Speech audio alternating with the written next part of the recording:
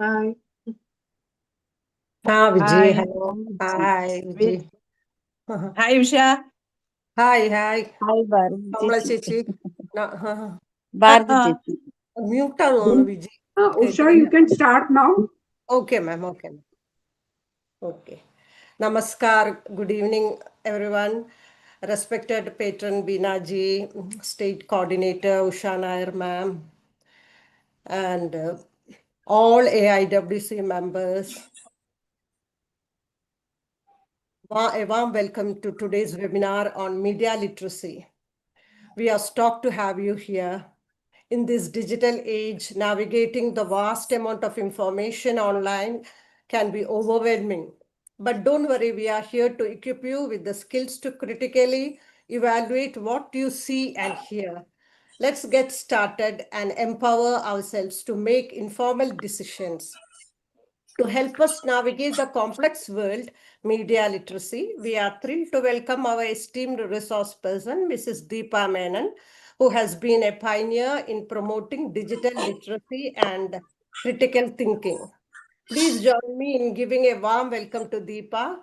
Deepa is the principal of Sophia Public School, Bangalore, a compassionate educator of English and a skilled administrator, CBSE trainer, master trainer, and a postgraduate diploma in guidance and counseling. She has won several awards like Dynamic Principal Award, Best Principal Award for Technology Integration. She is a native of Palakkad, Kerala. I warmly welcome Deepa, and the platform is yours. Over to you, Deepa. Thank you so I much, once Usha. again welcome you all. Thank you so much for the warm introduction. And I'm really honored to be here in the midst of all of you. We are all learners together. And today, let us explore one very important part of our existence, I should say, which is media literacy. May I share my screen map? Okay.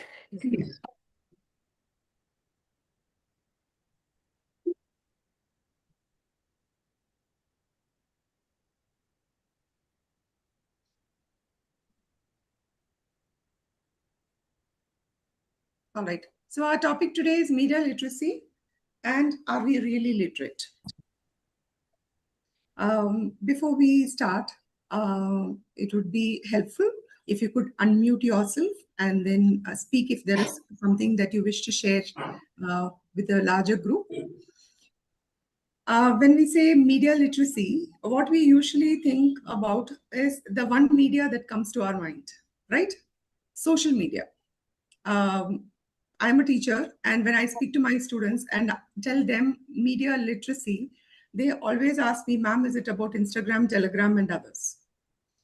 We do not really understand, or we fail to remember that media is much more than just social media, right? We have the print media like newspapers, magazines, right? E-magazines, e-newspapers these days. And we also have the broadcast media like TV, radio, and other such. Then, of course, we have the social media. Then we have other forms of media like movies, even the billboards and the flyers that we get. They are all part of the medium. What are the messages that we get through these different types of media? Are we equipped to handle this flood of information that comes to us? That is really what we are going to discuss today. Right? So, in that case, are we truly literate? What does literacy mean to us? When we think of India's literacy percentage going up, or Kerala being the most literate country in the world, whose literacy percentage is 94 plus, right?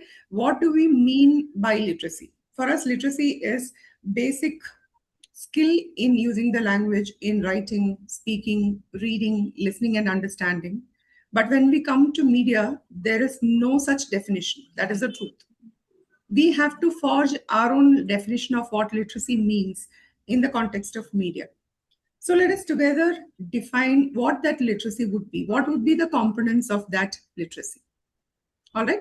So I'm sure We are all exposed to media, and I'm sure many of you, most of you, I should say, would begin your day by reading a newspaper. If you belong to the old school and no, you wish to have that newspaper in hand for the experience of reading a newspaper. These days, we know that is not the only source of news, right?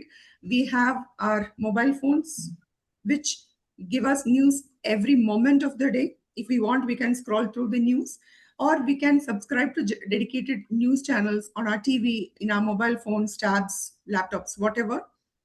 And the information is at our fingertips in an instant. Usually, we have a feeling that what is printed should be the truth. Today, I invite you to just think about it as we explore media literacy. What is printed may be somebody's opinion. It may be a reflection of the fact or somebody's spin on what it should have been. All right. So there is no guarantee that even the newspapers that we hold in our hands in the morning, the printed word that we considered true, need to be true. All right. So in such uncertain situations, it is natural for us to wonder if we are really literate. Now, if we do not consider ourselves literate, I would say that is a good point to start, because from there, learning begins. When we think that, no, should I take this with a pinch of salt, whatever it is there in front of me, it doesn't make us less certain, it makes us more empowered. So that is one good thing about admitting that we may be less media literate, but from here on, each day, each moment, we can take steps to make ourselves more literate than when we were, where we started. So I invite you to just look at these two photographs. Is there any way for you to understand which is real and which is not real? Since I cannot see your chats, I would request. Sorry, we will distinguish both the personalities by the color of their shirts, since probably that is the only Right thing. side is true. Right side is true. Right side is true. Right side, the one in the blue shirt, Yeah. or the one in Yes. the white? White is duplicate. White is duplicate. Okay, what makes you say that? Look at the glint in the eye. Look at the features.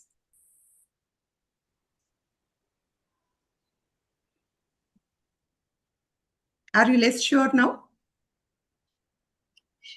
Eyes. Look at the American flag in the background. Doesn't that look much more clear in the picture where Mr. Obama is wearing the white shirt than the blurred image of the White House in the adjacent image?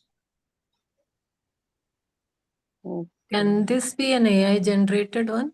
The Which first one is the AI generated one, ma'am? The first one? First one means the one in the white? White. Yeah, you're white. right. You're right. That is an AI generated image, right? Yes. But the reason why I've included this in this particular image in this presentation is this image was widely used recently when Mr. Trump got elected. The American election process was at its peak and people were divided. At that point of time, there was a video that was supposed to be a statement given by Mr. Obama. This is actually a video grab. The one in the white shirt that you see is actually an AI generated video of a controversial statement that he had given relating to the presidential election. Right? Now, how many people, when they see a video, forget about the image where you can, if I put up these two images side by side, naturally you'll be able to compare them and then draw your conclusion that one is the real one, the other one is an AI generated one. But when you see a video, when you see somebody talking, how many of us will pause to check if the video is real? Do we have the tools and the necessary information for that? Okay, so I want you to hold that thought as we move along. So when we look at media, any media, all the media that different forms of media that we have discussed, we always have a context, right? It need not necessarily be news. It can be anything. It can be something that is shared via YouTube. It can be something that is printed in a newspaper, as we said. It can be somebody's opinion. We see a lot of panel discussions happening on national media. With all due respect, it can be somebody's opinion, right? And opinions can be as far removed from facts as possible. Opinion, by definition, is how I process fact or somebody else does. And there is no reason why both our opinions should match.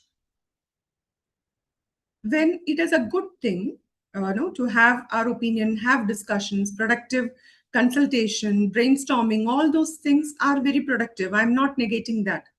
But if somebody's opinion becomes another person's fact, then we need to be very careful how we voice those opinions and where we voice them. That is the crux of media literacy. And as consumers of that, how do we process that information? Do we differentiate between fact and opinion? That is what we need to look into. So here, if we are to hear one thing, okay, if all of us were to hear the same thing, there is a difference in the way we process that information, we interpret the information. That happens unintentionally. That depends on the kind of exposure that we have, the kind of education that we have received, the kind of upbringing that we have had in growing up, the kind of updation that happens consciously or unconsciously. All right. So in that case, it is unique to us. It is also unique to each media. Suppose there is a media house, we call them. Okay. Rupert Murdoch, for example, the media mogul he is called, he has his media house. And all media, whether it is television or the print media that is associated with that particular media house, will have a particular perspective on what is happening in the country and the world, which is usually dictated by their political affiliation. Okay. Now, by extension, it is true for all media in our country and anywhere in the world. So then media literacy becomes a survival skill. It becomes an essential life skill for us in the 21st century. Do you agree? It's a recent term, right? Media literacy is a very recent term, I would say. We, at the start of the 21st century, I don't think we had so much of exposure to media. So this flood of information that is coming to us is a very recent thing, say about 20 plus years. And we have a long way to go, even when we think in terms of the 21st century. So why is media literacy needed today? Why are we speaking about it now? Any thoughts? Because information can be misused to quite an extent. Absolutely. Yes, ma'am. I agree. Information can be misused. So there will be fake news also. Fake news, proliferation of fake news, definitely yes. Yeah, Fake of videos. course. Yeah. Okay. See, I've tried to include image of a few news channels which we may be or may not be familiar with. There are thousands to choose from. For want of space, I've just included a few, right? But are we aware of how many channels we have in our connected through our TVs and OTTs? Innumerable, right? We cannot really count them because for every channel, they have got their regional channels and then international channels. All right. If the news all over the world is common to all of us. How many different perspectives can be had about the same set of news? Very often we are not aware. And very often we may argue that, okay, I'm not listening to all television channels, so it doesn't bother me at all. Right? This is as unique to one television channel or newspaper or online media as it is to everybody. So we live in an age of information overload. That is what you were trying to say, right? A lot of misinformation, a lot of fake news. Information is at our fingertips. Today, if we have to search about anything, it is instantly available to us. And if it is not available, then we can use AI to generate that information. And even in something as common as search engines of Google and others, we have the AI-enabled searches also. So that is how prevalent it is, pervasive information. And then we have the dominance of social media. Right? We know every now and then we keep getting notifications, we keep getting prompts. And I'm sure we are all aware of something called clickbaiting. Are you? There is this thing called clickbaiting, where suppose we are reading a news item online, today's news, latest news, the US and Israel and Iraq war is happening, right? If you would like to go and find out the latest updates in your mobile phone, there is a default news module that will be going on. If you click there, and it takes you through the war update, and in between, to know more, click here, and then you click. Or there is something given in blue underlined, you click there, it takes you to something else.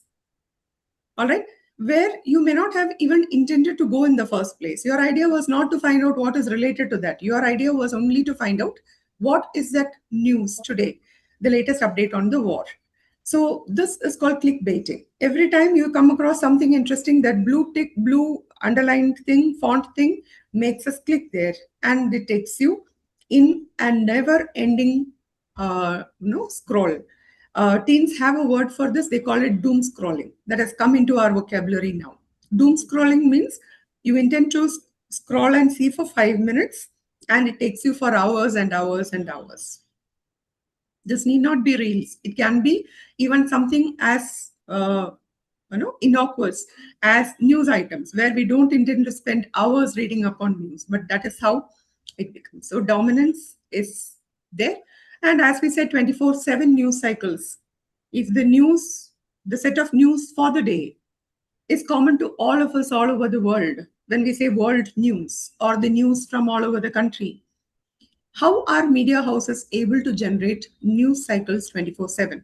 You click the TV or you turn on your mobile at midnight, there is a news program going on. I'm saying only about news. This is true for all information, right? So how do they make it interesting? How does anybody have breaking news throughout? I'm not saying it is wrong. It is what they do, right? By definition, they are supposed to do it, or they have taken it upon themselves to do it. But we need to be aware. So that is the only thing. And then, as we said, we saw the image of Mr. Obama. AI generated content is there. Deep fakes are also there. Audio can be modified. Video can be modified. Images can be created where nothing existed. And it can all be presented in a way where we, the common man, might end up believing it. And that's not where it ends. We end up forwarding it, publishing it, so we become the publisher, not only the consumer. Right? So this is where it becomes a problem. The problem is not information. Information has always been there. I'm sure we have all at some point of time or the other have referred to a dictionary, a thesaurus, right?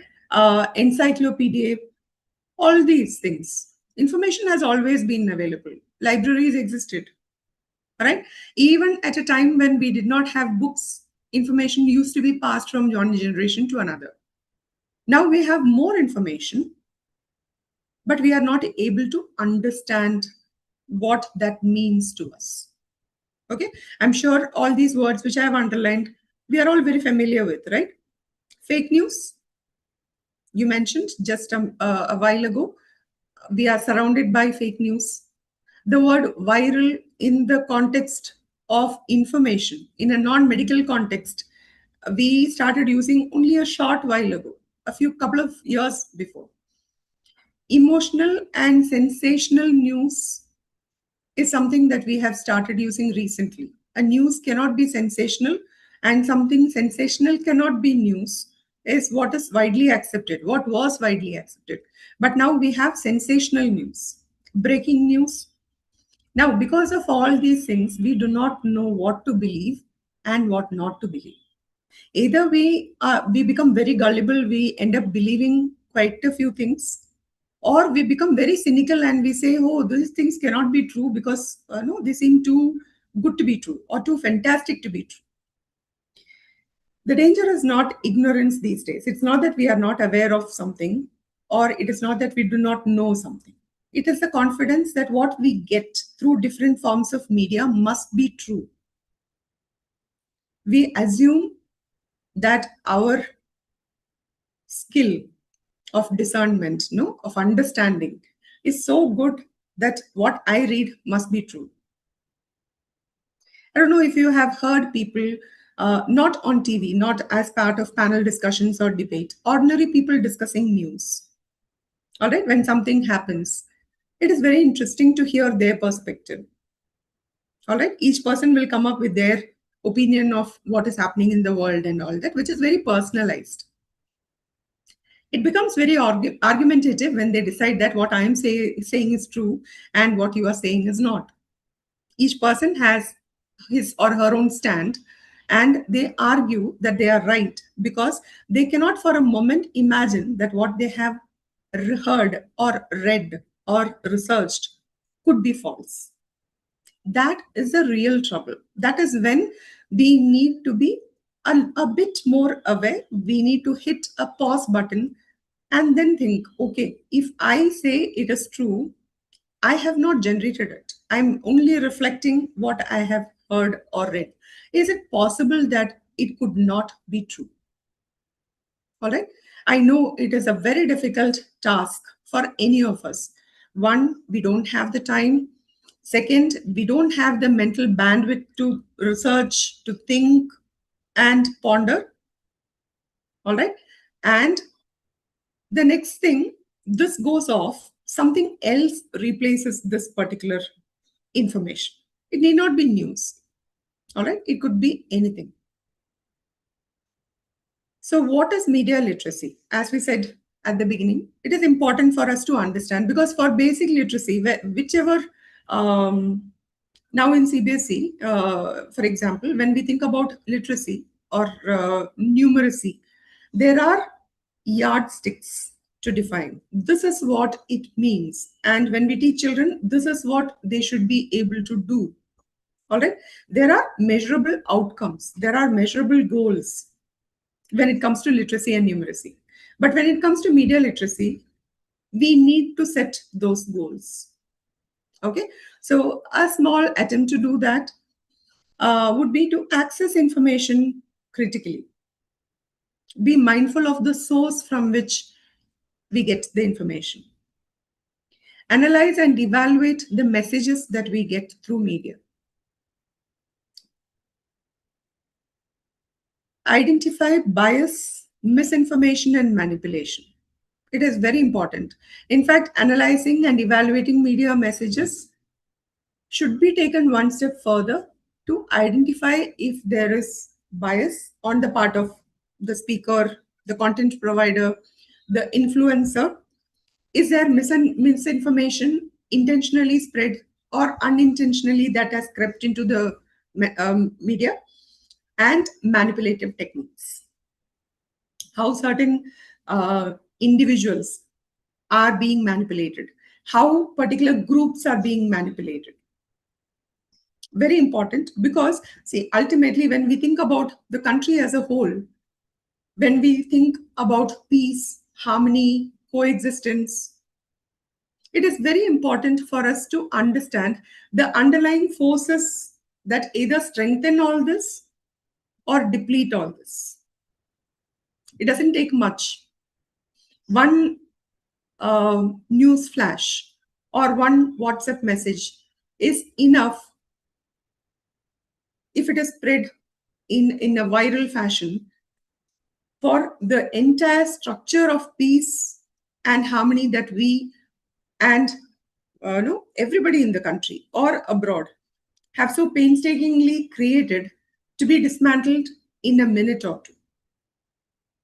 That is why very often when there is unrest in any part of the country, we see the government disabling internet connection, at least for a short while. Okay, because we have no control over who is creating information, who is spreading information. It need not necessarily be certified media houses. It can be individuals with vested interest or somebody out of just mischief. And it can have quite devastating effect. So it is important for us to be aware of this. Can we control this? Definitely not. But at least let us be aware and identify that this kind of messaging also can happen. And the one thing that we can do, which is very much in our hands, is to create and content share responsibly. I'm sure we have all come across paid content in YouTube. We have come across various messages, advertorials, right? And then we have paid news, fake news. These have become common things in our vocabulary. So to be aware of that and not to perpetuate that chain, that is something that we have to be very aware of. That is what media literacy means. It is not about rejecting media. It is about understanding it in a way that influences us and through us, others also. All right. So then we said why it is necessary. What if we do not have it? We, the common man. If we are not media literate, if media illiterate, then what does it lead to? If you can see on your screen, sometime back, I'm sure all of us would have received this message, right? Have you? India's national anthem has been declared the best national anthem of the world. Yes, ma'am. How many of us have shared very proudly? I have done. I've been guilty of sharing it to as many people as I could manage. At that point of time, it was a fresh WhatsApp message. So there was a limit on the number of people I could share it with. But I've utilized that limit to the maximum because so proud. And I remember I got this somewhere closer to Independence Day or Republic Day, where this patriotic fervor was already very high. Right? So at that point of time, you get a message like this without thinking, I have forwarded. And later on was quite amazed to learn that none of this exists. There is no competition in UNESCO to find out which is the best national anthem in the world. When there is no such competition, then India's national anthem winning that award is totally out of question. Right? So what does poor media literacy lead to? It leads to poor decision making. As I said in my case, where I shared, I should not have. Okay, there was no way for me to undo that damage. But later on, I came across this news item where somebody had fact checked it and then found out that it was fake news. All right, so it leads to poor decision making, social division and fear, as we said earlier. When we have any kind of unrest or discord, for whatever reason, people adding to that division and fear is very much possible because that is how information travels fast these days.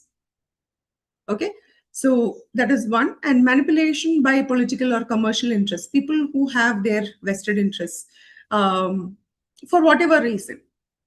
All right, I've very often come across good interviews, podcasts, which are sponsored. So in between, we get those commercials also.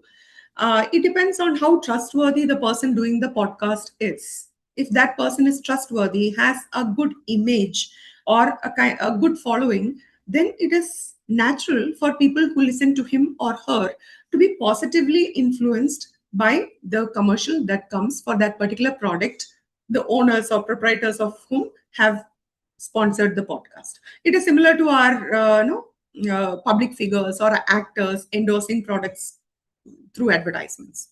All right, we fall for it all the time.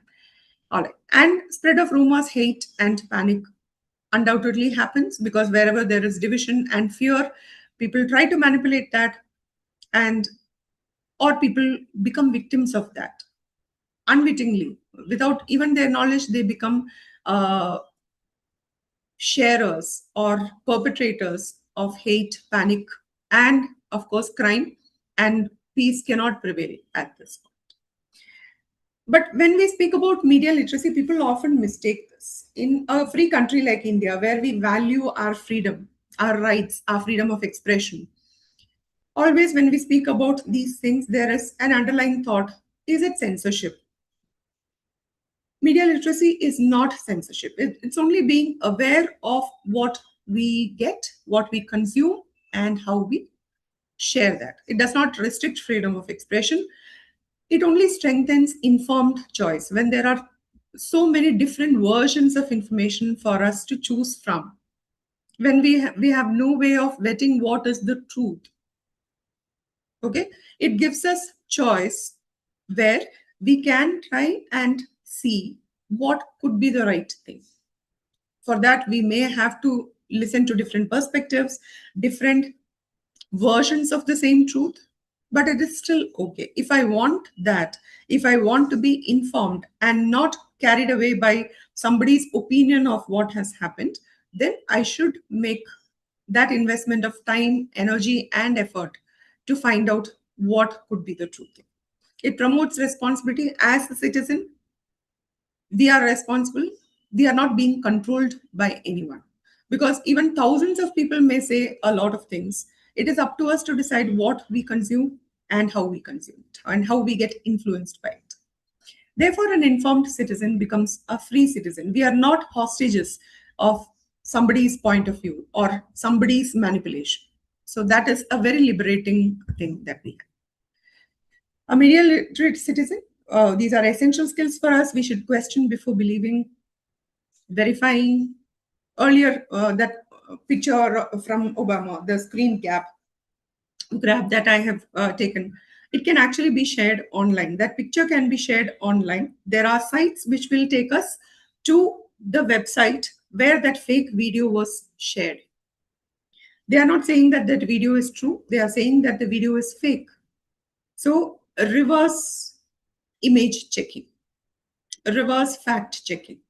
We can literally copy paste whatever information, statement, or images or videos that we get onto these sites. There are hundreds of them. Okay, TinShare is one of them, Fact Check is one of them. So where you can post videos, images, whatever it is that you get, and in a moment it would be fact checked there. So if you are very concerned that something that you are reading may be true, may not be true, and if it is something that you feel that you need to know, there is always a way to verify that before sharing. And understanding the intent. Earlier we spoke about bias, manipulation, and things like that, prejudices, intentionally breeding such negative thoughts. So we need to understand, what does this message convey? Is it the fact or a distorted version of that fact? And it also respects diverse viewpoints. Earlier, as we said, if two of us listen to the same thing, same information, my opinion of it matters as much as that of the other person, and it does not diminish me in any way if I acknowledge that person's viewpoint also. Both of us can be right. It is not that one of us is wrong, the other one is right. So respecting each other's viewpoint or different viewpoints of the same information also makes a lot of difference. So these are the core skills. We have just said it in a different way. If it shocks you, check it. Okay, shocking news. That is something we have gone one step beyond breaking news. It is shocking news. This is shocking. All right. In Hindi, sansani case is one word that I have learned. My Hindi is quite good, but that is one word which I did not know, which I had learned by watching news channels. I'm not criticizing them for it, but khabar, sansani case. You get the drift. Now, what is being done nationwide? I'll start with families. It is very important for us to have open conversations. I remember a time when the whole family used to sit and discuss world affairs. or at least national news. That kind of conversation, is it happening now, is something that we need to see. Or are we glued into our own screens and no discussion is happening? Think of the youngest members of our community, of our society, of our family, children. Because I meet children on a day-to-day basis, it is very important, I feel, that we discuss things that are going on in our world, which is also their world. Otherwise, they will also get their information from all such sources which we are trying our best to be aware of. How do we expect children to have that skill, that literacy? So it is very important for us to keep that in mind for ourselves and for the upcoming generation. So therefore, schools and youth programs are the first vehicles for media literacy. We need to invest that time in our schools, in our communities, in our colleges. We need to have a conversation, not blaming somebody, criticizing one media house or the other. We must teach them that such things are there. We need to be cautious. We need to be vigilant. We need to be aware. We need to be well read. We need to discuss and we need to process in a responsible way. Community level awareness programs have to be done. I salute this platform for attempting to do that for the adults, for the general public. Okay, whoever benefits from such discussions, they all need to be part of it. It is not that all of us will agree on one thing. It is as important to have this discussion continuing. The conversation has to go on. Media and technology platforms, some of them are doing very commendable work in this area. This fact-checking platforms that I spoke to you about, every day somebody is taking the effort to find out the truth and publish it out there. So people are doing their best. And government and public institutions also, for us, authentic information in government websites, their press releases, press conferences. We all saw that during Operation Sindoor, right? How there were quite a lot of rumors going on. And then we were all eagerly waiting for the evening press conference by people who are responsible, people who are in the know, and people who are involved in taking such decisions and communicating them to us. Public institutions, any public institutions, they have their website through which circulars are released, press releases are there. So all those become authentic sources for us. So how we use all these things is up to us, but we should be making the best use of all these platforms that are available. Now, as individuals, what can we do? We need to ask the right questions, pause before sharing, as we said, verify dates, images, and claims. If they are too good to be true, probably they are not true, right? So that is something that we need to have in mind. Trusted fact-checking platforms, as we mentioned, there are hundreds and thousands. You get a list of fact-checking platforms with their web address. If you go online and check, you just need to type fact-checking platforms, and then you get the entire list of whatever is there all over the world, plus the best ones in India also. Reverse image searches, as we said, if an image, we always feel that an image is much more telling than 1,000 words. Words are somehow insignificant when it comes to images. Image means it must be true. Only an image can be captured, right? But these days, we need to be aware that images can also be generated. It need not be true, all right? So all these things, all media has perspectives. Objectivity must be evaluated. Like, for example, if we look at one particular, earlier we spoke about the murder media house. They have a political opinion. They cannot be objective in reporting news that happens in the US. If they are affiliated with one political wing or the other, they will report that news in a way that favors that political party whom they are affiliated with. So we cannot say that because it is printed, it must be true. We have to evaluate that critically. I'm not taking the example of any media house or publishing house in India for obvious reasons. I do not want to create that bias. I may be ill-informed and I don't want to propagate that also. So I'm just taking a third party from a country where they have their things, and we need not be unduly worried about that. So this is a parting thought. In a world, we are flooded with information all the time. So media literacy becomes an essential life skill for us. As we said, it is not even a 21st century skill. It is just that in the 21st century, it becomes a life skill. Okay, there is nothing called a 21st century skill, because we are all living in the 21st century. These skills become our life skill, and we can be protected by how aware we are, and our responsibility is the one that truly empowers us. So let us share that. I've just captured the takeaways. If some of you can read it for me or share your thoughts, that would be really great. Be media aware, support ethical practices, verify credibility of sources, pause before accepting. Accepting and sharing, control digital footprint.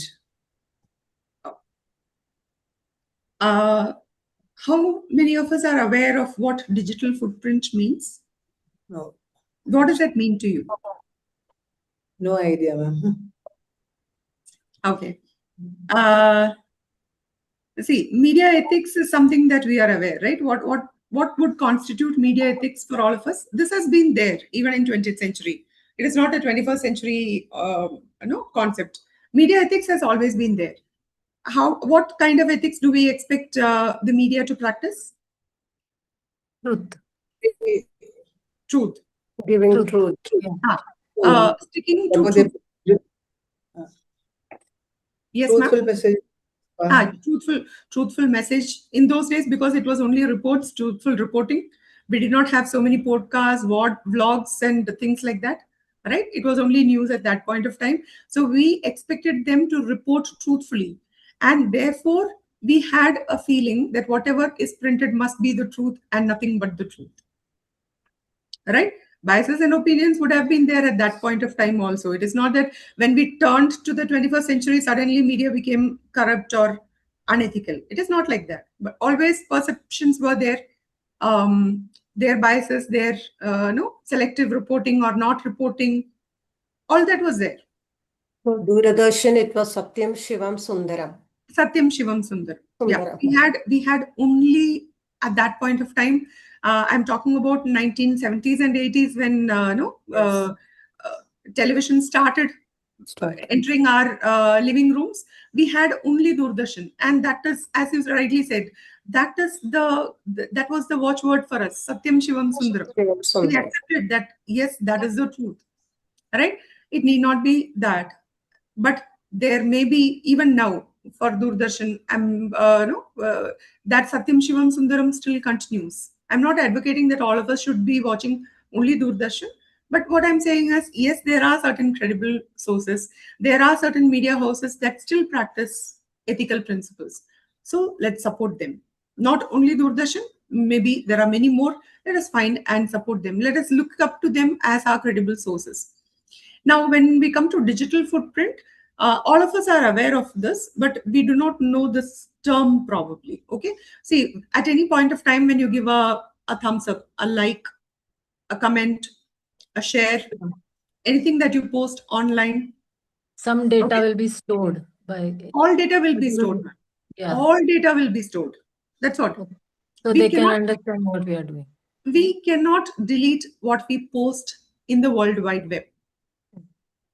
That is why countries like America now, for their issue of visa, processing of application and all that, they ask all applicants to give their phone numbers, okay? Because our phone numbers are connected to our devices, default, and they are also asking for whatever email IDs that we have had so far. It could be a defunct email ID also. We may not be using this now, because our mail IDs, our phone numbers are all connected to all platforms that we use. A simple example would be our WhatsApp, connected to our mobile phone, right? Our phone number, whichever device we use. right?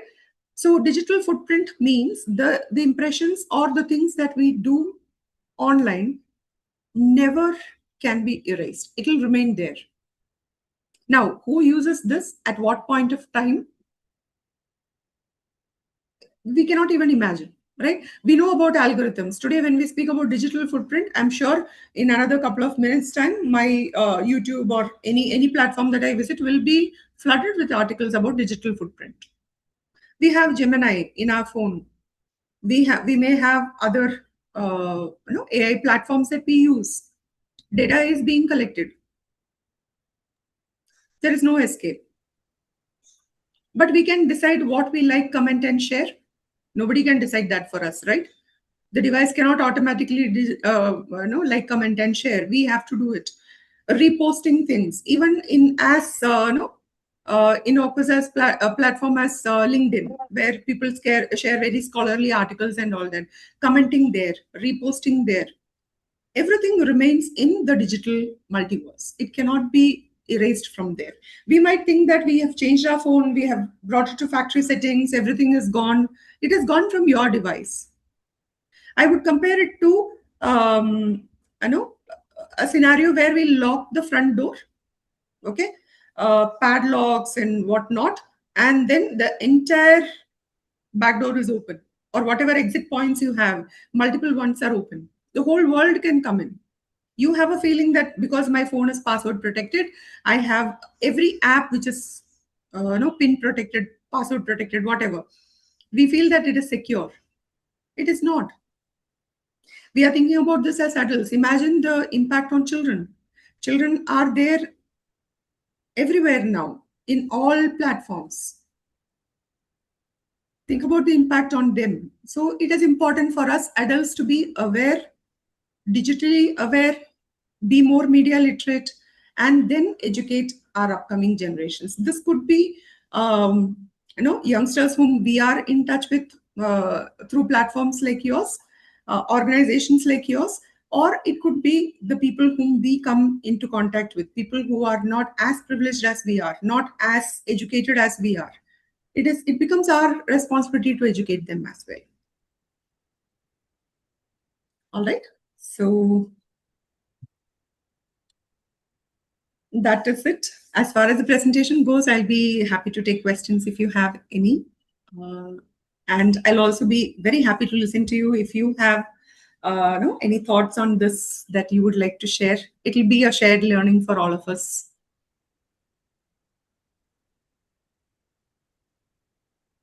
Is there any way we can stop this Gemini and AI in our phone? I don't think so. We cannot. No. Okay. It's coming with the phone. It is. When you update, you should update phone. Every time we While go in. updating, it will come. Yeah. Everything gets automatically. Automatically. Because if we do not want these in our phone, the only thing that we can do is to deactivate our Wi-Fi connection, Bluetooth connection, whatever. Then our phone is as good as a push button phone that we used to have some decades earlier. Yes. It wouldn't be so smart. No, Yeah. she's very smart. Yes. She's very smart. It is very smart. And ma'am, I would also say, one point we say that, okay, this is like invading our privacy. All those privacy questions are there. I'm not even going there because that's a totally different discussion altogether. But what I'm saying is, see, for everything now, we need this, right? To pay our bills. Yes. To pay our bills. Digital India has been possible because our phones become smart, right? To book our tickets, to get in touch with anybody, anywhere in the world, to keep us safe. Can I To ask find one a way. question? Yeah. Yes, ma'am. Yes, Beena, Deepa ma'am. ji, I want to know that AI is very smart, very Yeah. smart. Understand? One day I just tried one word, and he replied immediately. And so I was quiet. I switch off the thing. After some time, I switch on my computer, that mobile, and she said Veena, you are very bad. You didn't say thanks to me. So these are the things. Deepa, I'm very seriously. I'm asking. Slowly, your techniques are good, but slowly, don't you think that younger generation will stop using their mind? That it is And there. they will produce whatever AI or whatever Google or whatever anything is saying. So cut paste. These days I noticed when they write some paper or anything. So I don't feel to read, because we can immediately think that it is not written by this lady or this male. It is cut paste. The continuity of that, when we write some paper and when we talk someone from our heart, the that is a very different thing. Very different. We make a lot of mistakes and a lot of things. The other one can ask us, why you think like this? But they are so perfect, AI and Google. Nobody will ask anything. So this is I want to congratulate you that wonderful presentation, and I feel that it is very eye-opening. But I believe, I trust, I want that we should go for latest thing and techniques. But it is scary also. It is scary also. It will dominate our life. Because our life is not confidential anything. If we talk on mobile, it is open. Everything registered somewhere. Am I right? Yes. Yes. Yes. Deepa, these are the things.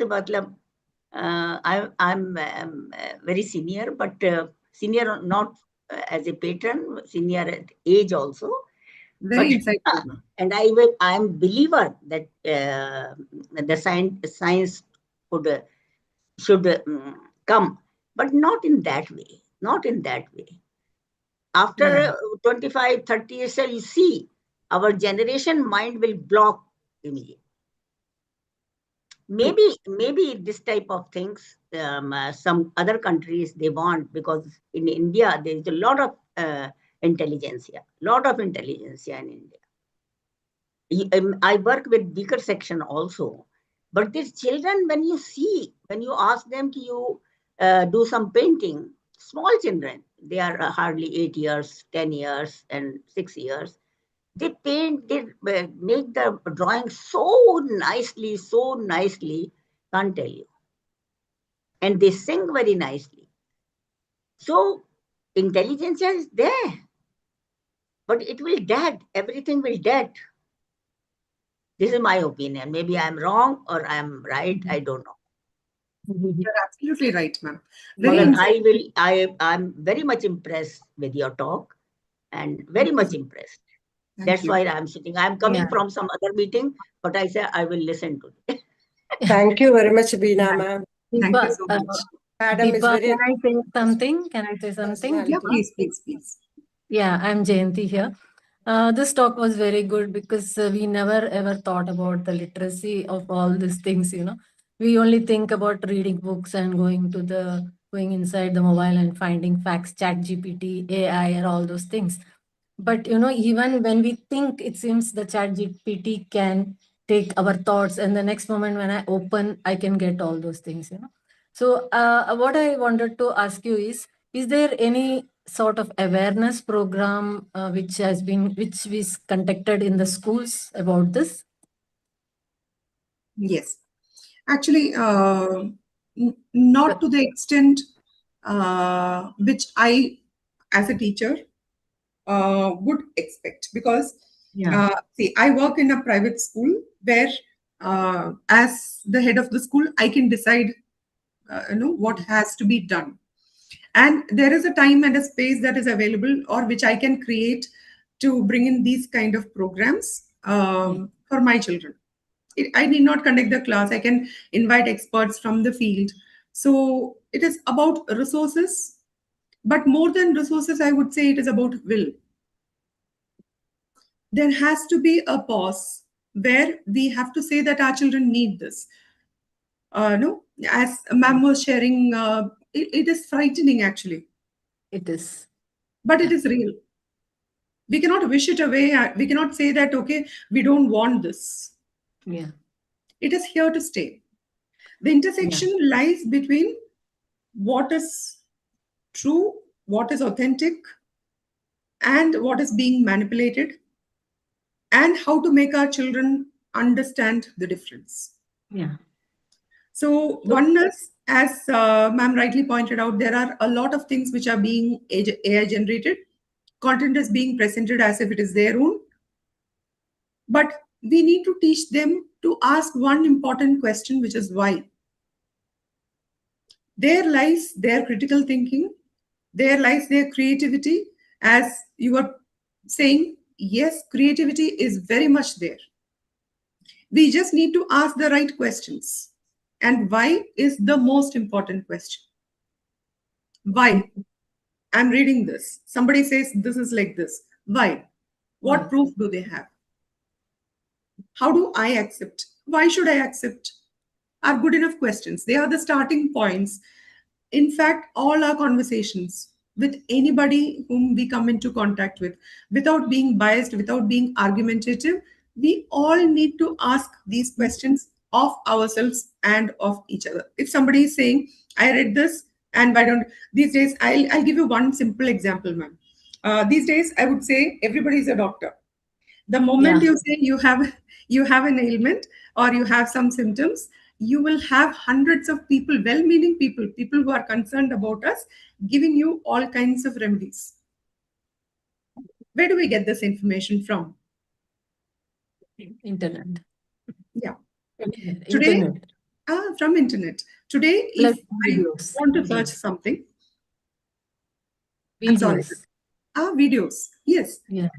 Today, if we have to search something, we will get information related to that. And because I'm invested there, imagine I have a bad hair day and hair fall. Okay. So I search remedies for hair fall, thinking that, okay, I'll get some good remedies. I may or may not get, and I may or may not accept that. But the next 100 videos or anything that comes up will be on tips to control hair loss. How to grow 10x thicker hair in 5 days. Because I have a problem, now that problem, which I have searched online for solutions, becomes a never-ending flood of information about that particular solution. Now, suddenly, I'm becoming an expert at hair solutions. And tomorrow, if you tell me that you have had a bad hair day, which all of us will have, and if you feel that you are losing your hair for whatever reason it is, I have hundreds of remedies which I can share with you. First of all, I have not paused to ask why. Why should I share it with you? Because the same information that I have, you also have access to. If you want, you will search and find out. It's as simple as that. I can control that urge to be the know-it-all at that point of time and then share everything with you. Second, what is the proof that whatever I have read or seen online, I haven't even had the time to try it on myself, my hair. Then why should I share it with you? And how does that become authentic? Now, if you are somebody who is desperately looking for information, you might even act on whatever I say, and your problem may become worse. I am responsible for that. And you yourself are responsible for that. Because neither of us asked the question why. That is what we need to teach ourselves. We need to teach our children also to ask why. This awareness should be done among the youngsters now, or else it's For very everyone, I think. Yeah. Irrespective of age. Irrespective of age. We hear so much about the elderly being placed under digital arrest. Recently in Bangalore, there was an incident where an elderly lady was placed under digital arrest. Imagine the trauma of somebody saying that I can see you 24/7 through your camera. Keep your phone on. She was somewhere in her late 70s, I guess. 3 crores were transferred. So that is the magnitude of the problem. We need to be aware. We need to spread that awareness to everybody, irrespective of age. There has to be some restriction on access to media. That is also important. In Karnataka, for example, the government is thinking about banning social media for children below the age of 16. And they are coming up with measures on how to enforce this, because anybody can say that it is banned and it will not be banned. It is like banning liquor, right? It is available everywhere. So banning social media for children below a certain age, now there are proposals that it be Aadhaar linked, where their date of birth will be automatically verified. And children may also have a separate data package where certain sites and certain kind of information is blocked. It remains to be seen how effectively this will come up, but I feel that we are moving in the right direction. I did one thing that I checked I gave my name to Meta and asked who is Ushar Menon. Then it gave me a reply that Ushar Menon, Assistant Director, Doordarshan. It doesn't know I have retired. It gave me the information. Ushar Menon working as Assistant Director in Doordarshan. Only that much. I thought it will give more information, but that information I got from Meta. Yes. So everything it knows, everybody, I think. Every person it knows, because we are all using this, no? In every platforms. AI captures even our talk, even though the Yes. it captures our talk. Yes. And Yeah. everything. If we give the exact prompt, whatever that they give, no? Yes. Amazing, no? That is really. It's amazing in a way. It's good, but some things are bad has- also. It is good. Pros and cons, they'll be there. No? It is good. It has made our lives easier. It has made information more That's accessible. so true. Yeah. Yes. We are made us confused aware of- actually. Yeah, all positives are there. Undoubtedly, there are many things which are good. See, information is accessible to us at any point of time. Yes. Online Eh, classes. We have Any spent questions? times. Yeah. Any more questions from? Any more questions? Yes. Any Can more you questions? please stop sharing screen, Deepa, Yes. You can so that stop. we can see you better? Absolutely. 1 second.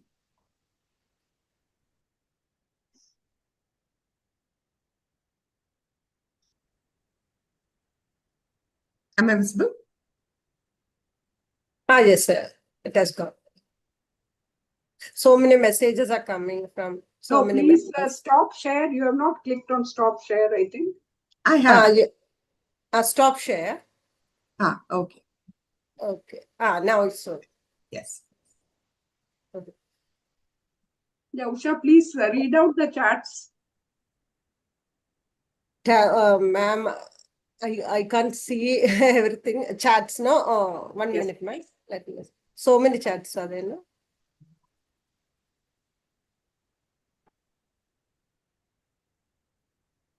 Jayanti, can you get it? In my laptop, it is. 1 minute, I can see. If you can see, please read it. I'll just see that. 1 minute, Okay. ma'am. Jayanti will read it, ma'am. Yes. 1 minute. Because here I have given the parts. Radhika Somasundaram. She says, wonderful session. Thanks, Usha Menon. Harsha Merchant to the meeting group. She says not to modify or manipulate. That's something about what was discussed. Harsha Merchant has again said, thank you, ma'am, for your informative and interesting presentation. Bhuvaneshwari Ravindran says, thank you, Deepa Menonji, for the useful session. Thanks to Usha and Palakkad for organizing it. These days, it's so difficult to determine whether any news is genuine or fake. Thanks for giving us some tips. Next comes Indrani Sengupta. Thank you for pointing out our increasing responsibility towards society by being careful before sharing news. Komal Kumar, thank you for the information you shared with us. I think this awareness literacy is more important for the youth. Veena Jain, wonderful program.